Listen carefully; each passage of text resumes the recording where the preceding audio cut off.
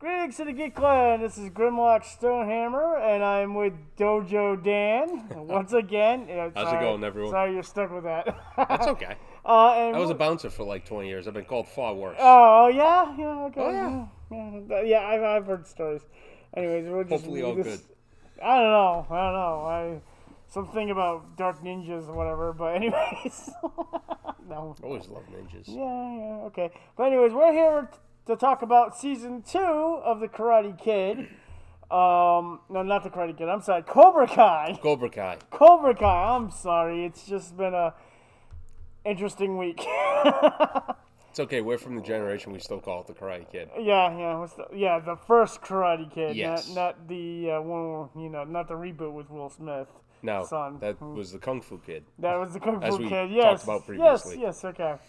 So we talked about how it ended in the first season, and there are spoilers, guys. We're just gonna tell you right now. If you didn't see season 2 yet, you gotta get with the program. Season 3 is how far away? Almost here. Stranger Things is actually up on freaking Netflix now, Yeah, they too. got part 4 coming out for that? Yeah, that's the last one. Yep. So I have to have a discussion about too. that one. Anyways, so season 2 is a lot of more hatred and anger.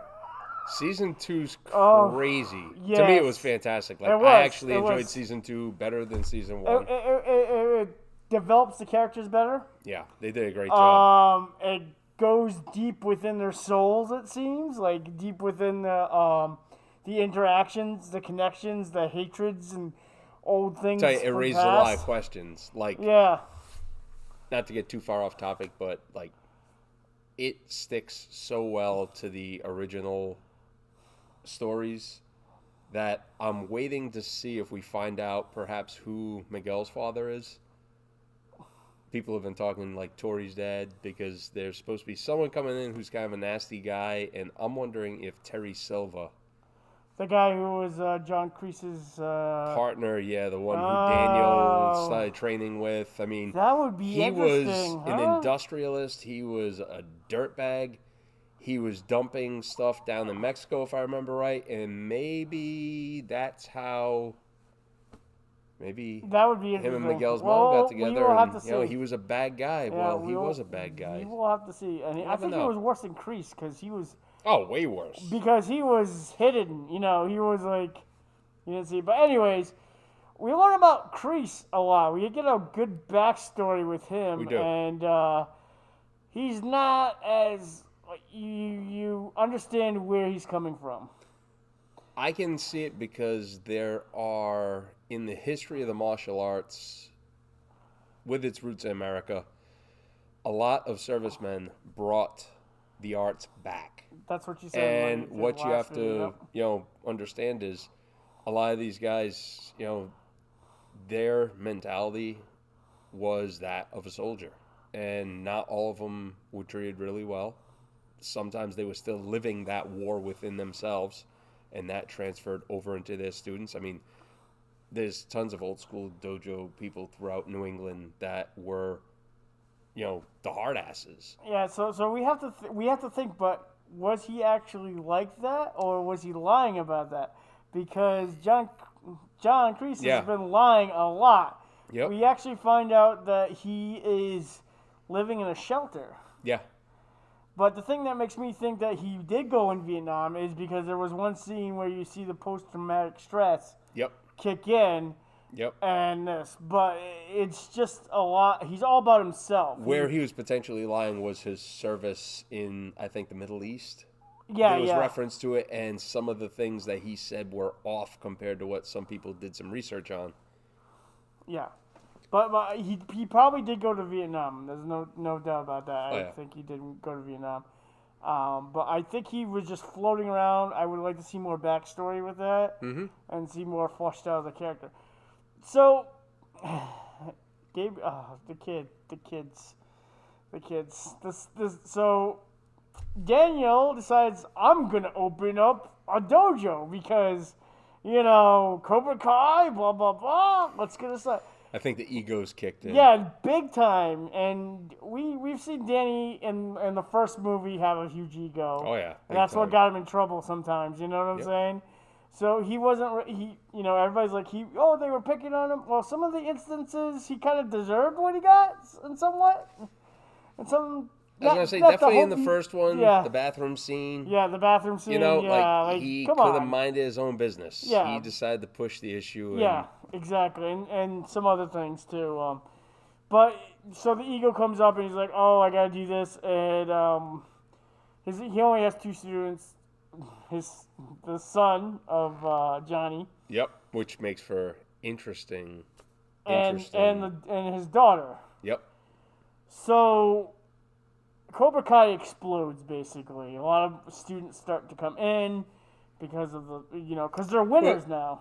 The other thing too was they had the viral video, and that viral video blew it up, and then they had an unbelievable demo. Like that demo was really cool. That demo was cool. I've done a lot of demos in my days. But you didn't have the pyrotechnics. Oh no, 80s, we didn't have that stuff back in the day. I mean, come on, we were a bunch of kids that studied karate. We weren't like sound engineers and stuff like that. Yeah, but you constantly see the tug between like Danny and Johnny. Yep. Through the series, and they actually basically come together again. There's a peace offering again, and it gets blown out of proportion. Constantly. And what ends up happening now is you see Johnny downward spiral. Yep. Down to like rock bottom again. I think ultimately what you see, and it's the sad part, is you're seeing the animosity of the 2 dojo owners, the 2 instructors. Their hatred for each other is being reflected in their students because you see their students constantly at odds with each other. Yeah, and it's the one thing as a dojo owner, because people are like, oh, so which are you? Are you Daniel or are you Johnny? And I'm like, I like to think I'm a little bit of both. You walk the line. Yeah, I mean, most kids study martial arts like I did because they had poor self-esteem. And you want to be that badass. You want to flip the script. Yep. But you still need to have a sense of values, whether it be your discipline, your moral compass, which, that can point in any direction nowadays, good Lord. Yeah. I try and stay north. Focus on positive. Get through whatever's tough. Don't waste your energy on complaining about something. Use it towards putting it to the fix and solving the problem and getting it done and moving on. You know? And I think that you actually see. So one of the things that they added, the storylines added, was since his son is with Daniel. Yep. Again, teacher. Him and the daughter are starting to get together. Oh, big time. Oh my God. Big time. I mean, there's like. Yeah, there's some crazy love interest developing and creates animosity towards, and then Tori, the new bad girl, she pops in. Tori pops in. I like she becomes, Tori. She becomes like love interest in Miguel, and there's a lot of misleading and things within the series that you see, and you're like, oh my God. Miscommunication. Wow, yeah. And you know what? Since when John Kreese comes in, and he starts to be the poison within that dojo. Oh, big time. You start to see a lot of those people are now the rejects or whatever. Yep. Go to the Miyagi, and the thing is, the ones who couldn't cut it in Cobra Kai ended up with Daniel because it is a softer style. I mean, that really is the essence between their 2 arts. Cobra Kai is Law of the Fist. They're that hard style versus Daniel's style, which is softer. Yeah, it's more meditation. It's more like. It is. Enlightenment, and that's the yin and the yang. Like I said, that's the yin balance. And the yang. You and have that's to the have balance. both. You can't not have one without the other. People always sit back and be like, oh, I wish the world was everyone just loved each other. I was like, well, you can't have the word love without having hate because one defines the other. Yeah. So it's balance. So you basically, and Johnny, it's like the Force.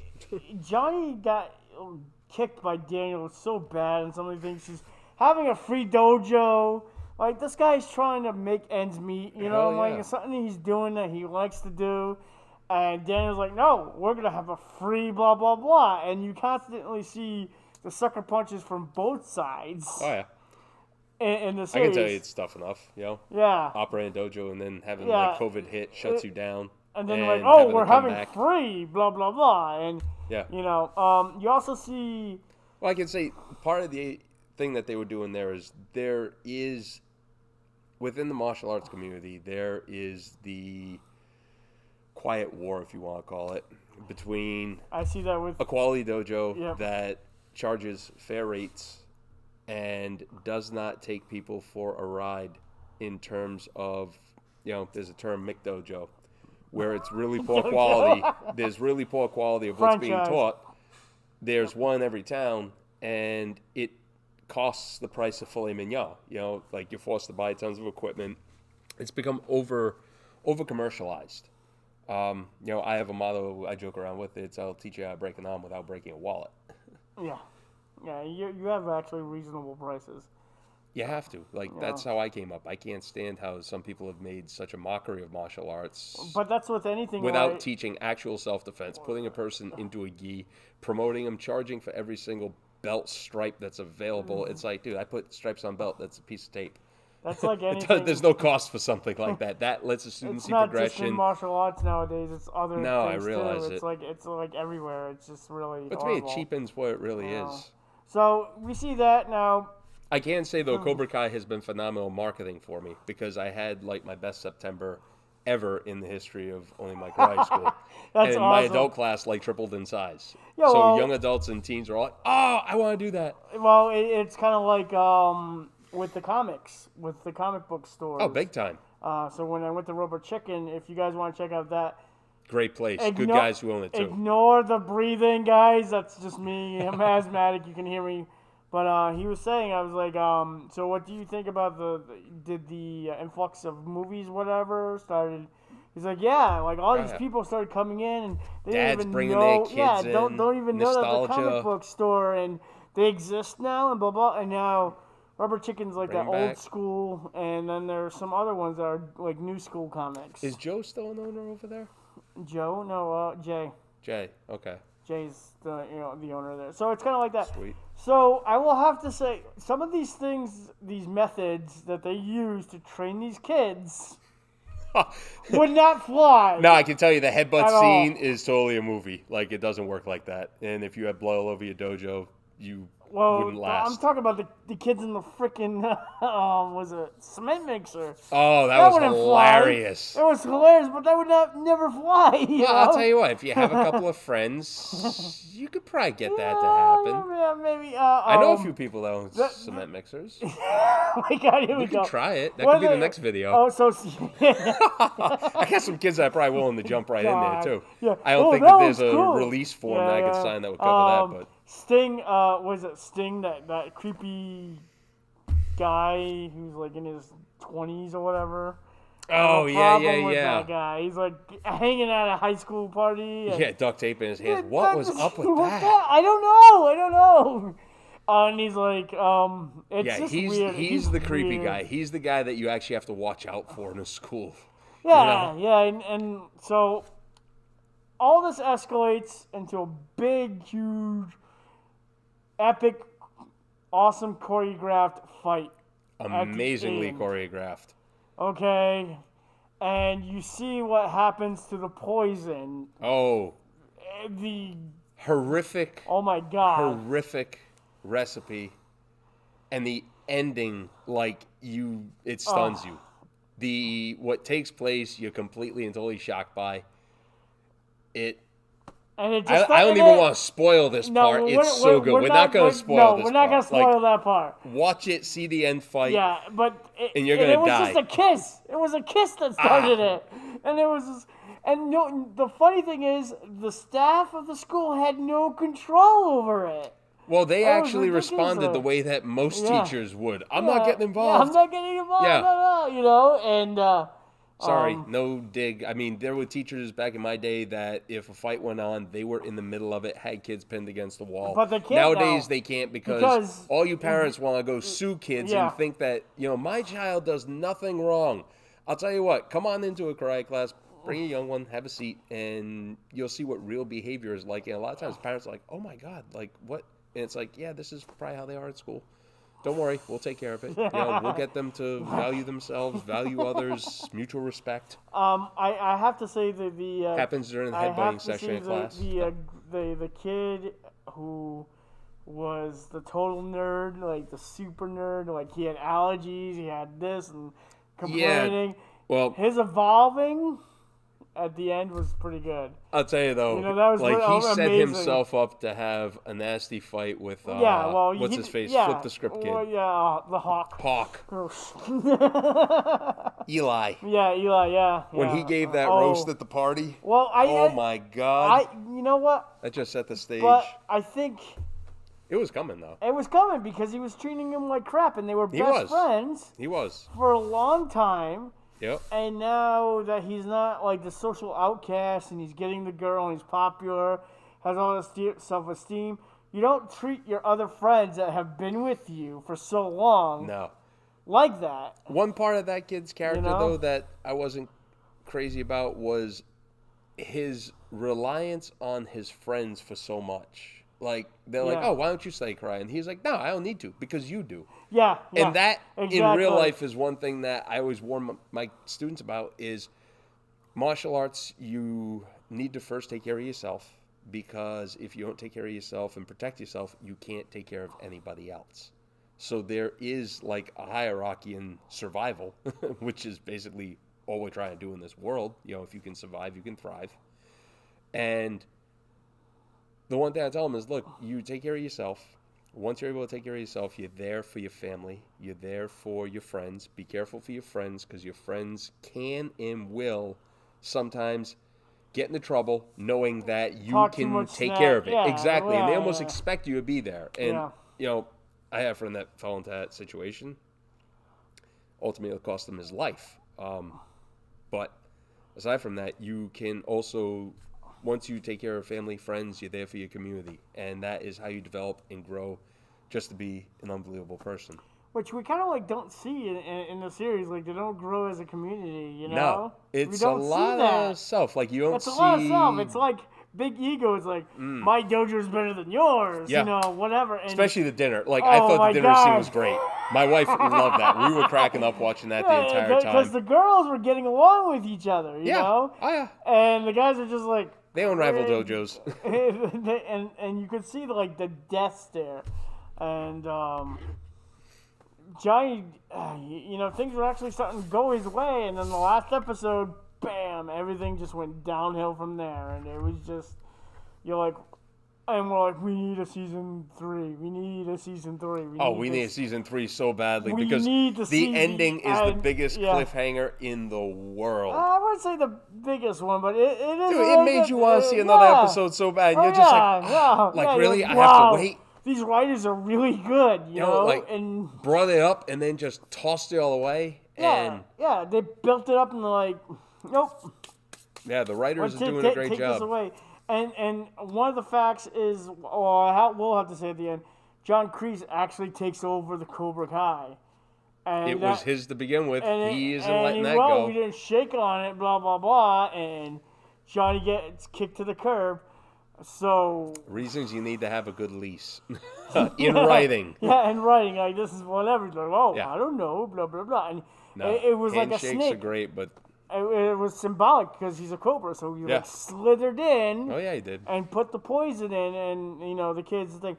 One thing we have to mention is the reunion with the other older cobras. Yes, that was fantastic. With the exception to Steve McQueen's son, I think it's Chad McQueen who played Dutch, and my son actually was fascinated by that whole part because Chad McQueen, Father Steve McQueen, big actor in Hollywood, And he never really went the route of Hollywood. He started a couple things, Karate Kid being one of his pieces. He didn't come back for the reunion because he owns a race car team. And, like, his big thing is race cars now. So he followed his father's footsteps in that respect because Steve McQueen was, like, a really good driver professionally, aside from just being a movie guy. So I'm gonna send some spoilers for this one. Is one of the guys has cancer and he's terminally, which is actually his real life. He actually did pass away. Oh, no kidding. Yes. I did not realize that part. Yes. Was it Tommy or Bobby who was the one who passed? It's the one that put him in a body bag, and that's how symbolic that was. I want... You know, because you're like, what? I'm pretty sure that was Bobby who said that. Like, I can envision it completely like, and totally. Put him in a body bag, I'm ready to, Johnny. Google it right now. Yeah, I believe that he actually passed. I think I saw that. He was actually terminally ill. And after actually, you know what? That would have been Tommy who did that. Because Tommy had, like, that feathered brown haircut. Yeah, and he's all bald. But the scene like when they're in the bar, and they're drinking and hanging out. That was a great scene. It was like one last ride, you know, and you see how their lives are completely different from each other, but they have that strong bond with each other after all these years and whatever. And the guy's like, why are you hanging out with Kreese? You know, like, why? You seen what they did, you know? He did to you. And the bar scene, fight scene was great. It was. It reminded me of Secondhand Lions when these young kids come in and they talk to the old guy. And I was gonna say I had like a little bit of a Roadhouse quality to it. Too. And like they just kicked ass. It was great. And you know they're just riding, and you know they had the whole '80s bad boy thing with the Harleys and you know the nice road trip and stuff like that. It was a really good, you know, homage. And at the end, Johnny throws his phone because he's sick, because he's learning how to do technology, which I just thought was funny. Oh, hilarious. Him dating is like, yes. Swipe right. Yes, swipe right. Oh, yeah, this is great. Because Johnny's in the Stone Age. He doesn't know a lot about technology and things of that nature. Yep, so I think we're going to wrap it up. And maybe we'll see if Allie makes a comeback. No, she is. She is? Definitely. That was Elizabeth. Yeah, because she was on the call. Yeah, she was on the phone. So thank you guys from the Geek Clan. This is Dan Dojo, and I'm Grimlock Stonehammer. We will be making more videos because this is very intense. If you're more interested in finding about the martial arts, leave a comment below. If you want to hear more martial art talks and anime, just leave a comment below. Dan's Martial Arts, right on 1 South Main Street in the beautiful city of Woonsocket, Rhode Island. All right. Thank you guys for watching. We'll talk to you later. Bye. Take care. Bye.